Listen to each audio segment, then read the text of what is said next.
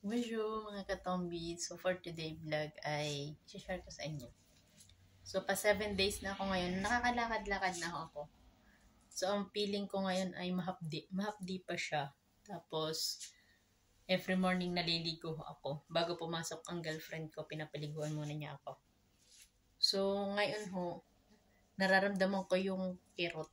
Yung pinagbuhulan ng tahe. Sabi ng kapatid ko, yun daw na sakit. Tunay nga. Mahapdi siya. Ngayon, nandito ako sa loob ng bahay. Hindi pa ako makalabas.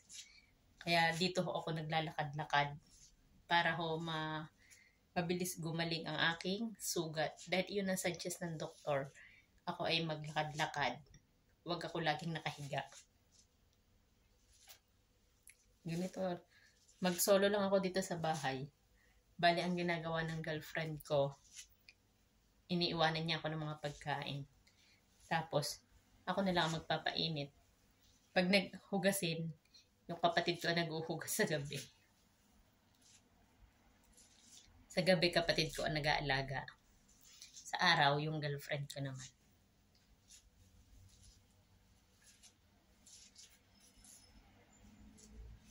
So, ngayon, ako ay haggard pa. Bago na ho tayo magpa-pogi pag tapos na lahat itong operasyon. So, ang iniisip ko ngayon ay yung mabilis kong paggaling at para di ako maboring, nakikinig ko ako ng mga worship song, ng mga preaching ni Ed Lapis. So, yun ho yung nakakatulong sa akin about lahat kay God.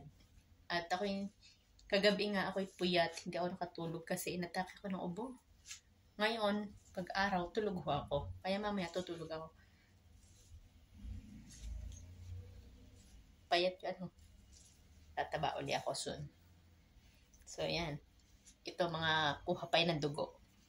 Marami pa ako dito pasa. Babalik din to sa dati. So, maraming salamat sa mga nag-pray sa akin at sa mga nag-PM. Ang iba ko hindi ko na ma-replyan. So, salamat to sa inyong pagmamahal sa akin.